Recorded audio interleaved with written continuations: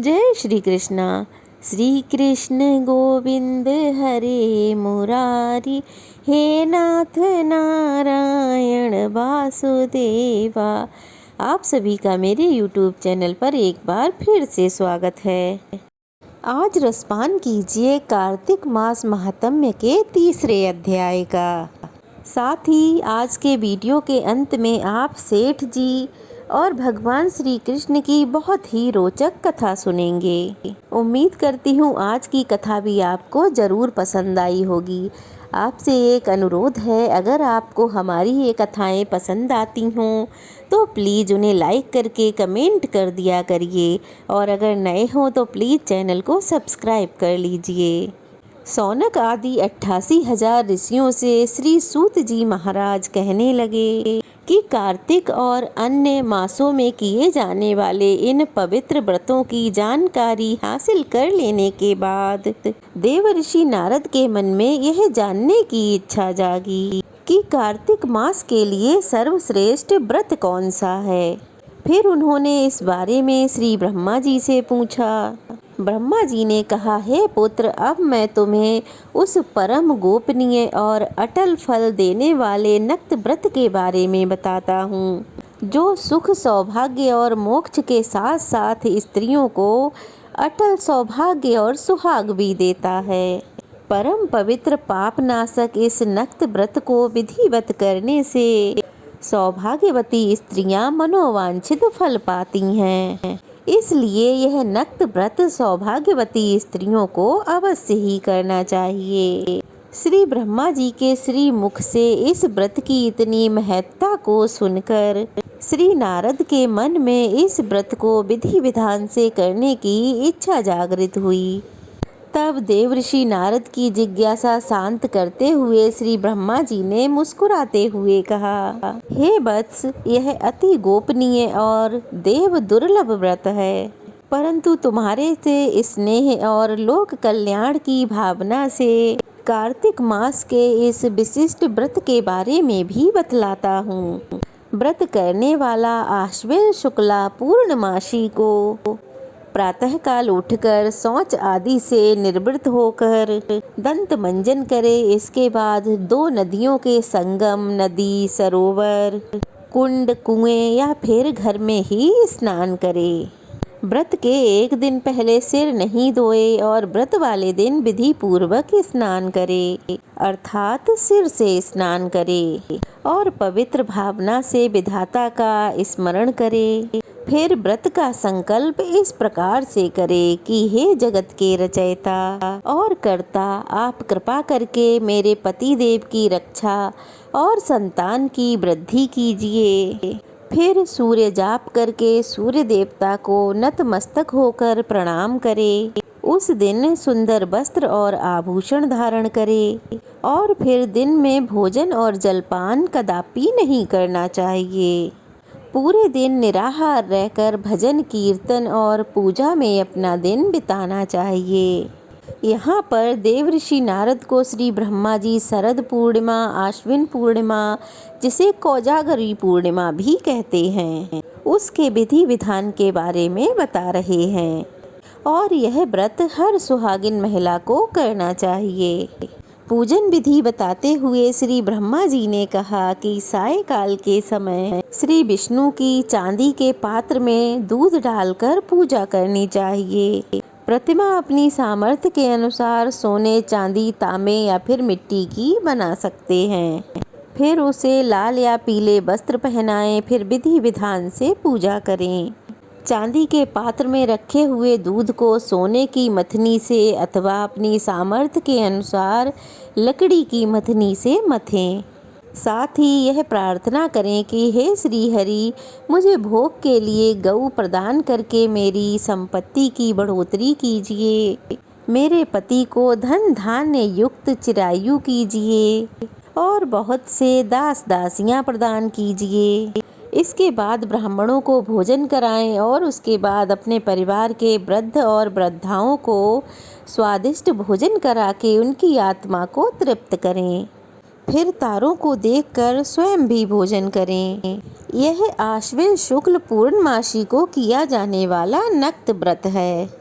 यह व्रत सभी प्रकार के पापों का नाश करने वाला और समस्त कामनाओं को पूर्ण करने वाला और ज्ञानी पुरुषों को मुक्ति देने वाला है। भगवान जप तप और तीर्थ स्थानों से उतने प्रसन्न नहीं होते जितने कि इस व्रत से हो जाते हैं। जो श्री कृष्ण के आगे इस दिन कपूर का दीपक जलाता है उसे बड़े वृक्षों और गौओं के दान का फल मिलता है और उसके कई कुल वैकुंठ लोक में वास करते हैं।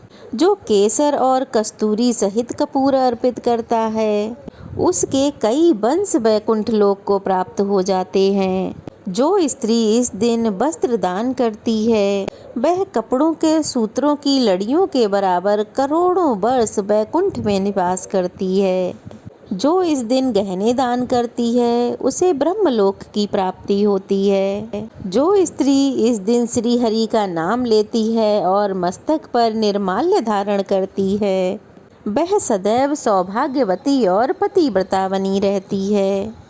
इस व्रतधारी को आश्विन शुक्ला पूर्णमासी को स्नान पूजन व्रत करने के साथ ही ब्राह्मणों को भोजन और वृद्धजनों को भोजन कराना चाहिए। सायकाल श्री हरि का पूजन करने के बाद प्रार्थना करें कि हे श्री हरि, यह व्रत मैंने आपके निमित्त किया है, अतः इसमें किसी प्रकार की कोई कमी हो तो उसको आप स्वयं ही पूरी कर लें। श्री ब्रह्मा जी ने ये भी कहा कि इस व्रत को करने की बात ही क्या, जो इस दिन इस व्रत कथा को पढ़ या सुन ले उसको भी अश्वमेघ यज्ञ के फल की प्राप्ति हो जाती है। इस प्रकार देवऋषि नारद को इस व्रत का महात्म्य बताकर ब्रह्मा जी कुछ क्षणों के लिए मौन हो गए। इससे आगे का वृतांत आप सभी आगे आने वाले अध्याय में जरूर सुनिएगा। अब सुनिए भगवान श्री कृष्ण और उनके सच्चे भक्त सेठ जी की कहानी। इस कहानी के अनुसार मथुरा में एक संत रहते थे। उनके बहुत सारे शिष्य भी थे और उन्हीं में से एक थे सेठ। सेठ जी का बहुत लंबा चौड़ा कारोबार था और वे अपने कारोबार के सिलसिले में दूर देश की यात्राएं भी किया करते थे और वो अक्सर कारोबार के सिलसिले में बाहर ही रहा करते थे। एक बार वे अपने कारोबार के सिलसिले में कन्नौज गए। कन्नौज जाकर उन्होंने अपने लिए खुशबूदार इत्र खरीदे क्योंकि कन्नौज खुशबूदार इत्रों के लिए बहुत मशहूर है। उन्होंने इत्र की एक बहुत महंगी शीशी संत को भेंट करने के लिए खरीद ली। अब कुछ दिनों बाद जब सेठ जी अपना काम खत्म करके लौटे तो अगले दिन ही वे सेठ जी उन संत से मिलने उनकी कुटिया पर गए। लेकिन उस समय संत महाराज कुटिया में नहीं थे।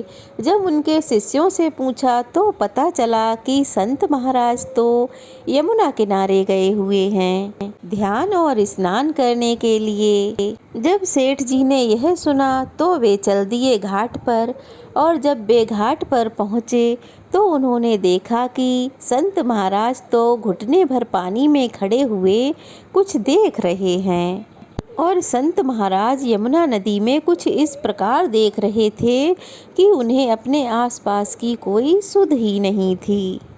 उन्हें नहीं पता था कि उनके आसपास क्या हो रहा है और यमुना नदी में देखकर वे मंद मंद मुस्कुरा भी रहे थे।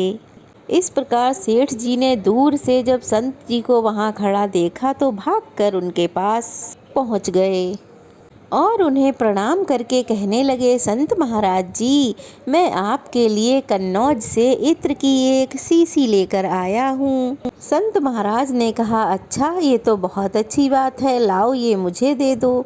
तो सेठ जी ने इत्र की वह शीशी संत महाराज को दे दी।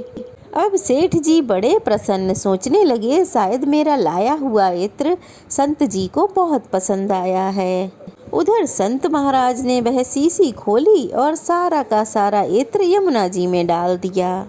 अब संत महाराज ने इतनी महंगी यत्र सब यमुना जी में डाल दी और मंद मंद मुस्कुराते रहे। सेठ जी यह सारा दृश्य देख रहे थे और यह देखकर वे एकदम से उदास हो गए और सोचने लगे, एक बार भी संत महाराज ने यह यत्र प्रयोग नहीं किया, सूंघा तक नहीं, और बिना सूंघे बिना देखे सारा का सारा यत्र यमुना जी में डाल दिया।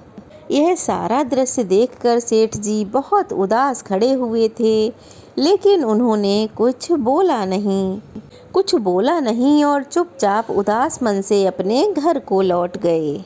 अब सेठ जी कई दिनों तक उदास रहकर यही सोचते रहते कि मेरा लाया हुआ इतना महंगा इत्र सेठ जी ने सूंघा तक नहीं, प्रयोग भी नहीं किया और सब बर्बाद कर दिया। कई दिनों के बाद जब उनकी उदासी कुछ कम हुई तो वह संत महाराज के दर्शन करने के लिए कुटिया में जा पहुँचे। अब जब वे वहां पहुंचे तो उन्होंने देखा कि संत महाराज तो कुटिया में अकेले ध्यान लगाए बैठे हुए थे, एकदम शांत, आंखें बंद, और उनके होंठ कोई भजन गुनगुना रहे थे। आहट हुई तो उन्होंने आंखें खोलकर देखा तो द्वार पर सेठ जी खड़े थे। उन्होंने मुस्कुराकर सेठ जी को अपने पास बुला लिया और कहने लगे, आओ आओ सेठ जी, मैं तो तुम्हारा ही इंतजार कर रहा था। उस दिन तुम्हारा इत्र तो बहुत बड़ा काम कर गया। सेठ जी को तो विश्वास ही नहीं हुआ। बड़ी आश्चर्य और हैरानी के साथ वे संत महाराज की ओर देखने लगे। तो वे सेठ जी संत महाराज से ही पूछने लगे कि मैं कुछ समझा नहीं संत महाराज। यह सुनकर संत महाराज ने कहा, उस दिन यमुना जी में राधा जी और कृष्ण भगवान की होली हो रही थी। राधा जी ने श्री कृष्ण पर रंग डालने के लिए जैसे ही बर्तन में पिचकारी डाली, बस उसी समय मैंने तुम्हारा लाया हुआ इत्र बर्तन में डाल दिया और इस तरह से सारा इत्र पिचकारी और रंग के साथ श्री कृष्ण के शरीर में चला गया। बस फिर क्या था, भगवान कृष्ण तो इत्र की महक से महकने लगे। तुम्हारे लाए हुए इत्र ने श्री कृष्ण और राधा रानी की होली में एक नया ही रंग भर दिया और तुम्हारे कारण ही मुझे भी श्री कृष्ण और राधा रानी की कृपा प्राप्त हो गई। अब सेठ जी तो बड़े परेशान, बड़ी बड़ी आंखें करके हैरान परेशान होकर संत जी को देखते रहे। उनकी समझ में कुछ नहीं आ रहा था। यहाँ तक कि सेठ जी को संत जी की बातों पर विश्वास तक नहीं हुआ। उधर संत महाराज ने जब सेठ जी की आंखों में अविश्वास की झलक देखी तो कहने लगे, लग रहा है सेठ जी तुम्हें मेरी बातों पर विश्वास नहीं हो रहा, तो जाओ मथुरा के सभी राधा और कृष्ण जी के मंदिरों के दर्शन करके आओ, फिर बात करना। फिर क्या था, सेठ जी मथुरा में स्थित सभी राधा रानी और श्री कृष्ण जी के मंदिरों में दर्शन के लिए गए। वहाँ उन्होंने जब दर्शन किए तो एक बात का एहसास किया, वो जितने भी मंदिरों में दर्शन करने गए वहाँ उन्हें श्री कृष्ण और राधा रानी जी में से अपने लाए हुए इत्र की खुशबू महसूस हुई। सेठ जी का इत्र राधा रानी और श्री कृष्ण ने स्वीकार कर लिया था। अब जब इस बात को महसूस कर वे वापस संत जी की कुटिया में लौटे तो वह संत महाराज के चरणों में गिर पड़े और उनकी आंखों से आंसुओं की धारा बह निकली। तब कहीं जाकर सेठ जी को संत जी की कही हुई बातों पर विश्वास हुआ। तब जाकर उन्हें एहसास हुआ कि संत जी ने सारा का सारा इत्र यमुना नदी में क्यों डाल दिया था।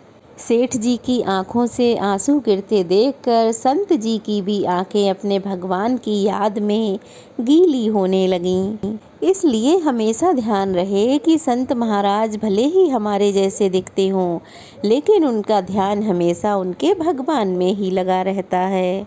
और हम जैसों को ये अधिकार तब प्राप्त होता है जब हम भी भक्ति की राह पर आगे की ओर बढ़ते हैं, जब हमारे मन में अपने भगवान के प्रति श्रद्धा और विश्वास बढ़ जाता है। जय श्री कृष्णा। अगर आपको वीडियो पसंद आई हो तो वीडियो को लाइक करके शेयर ज़रूर कीजिएगा और अगर नए हैं तो प्लीज़ चैनल को सब्सक्राइब कीजिएगा। तो चलिए फिर मिलते हैं। जय श्री कृष्णा।